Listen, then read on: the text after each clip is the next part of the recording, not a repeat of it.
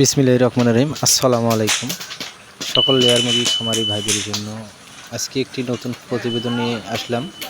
তো আমরা আপনাদেরকে দেখানোর চেষ্টা করতেছি যে কীভাবে টার্গেটগুলো মারানো হয়।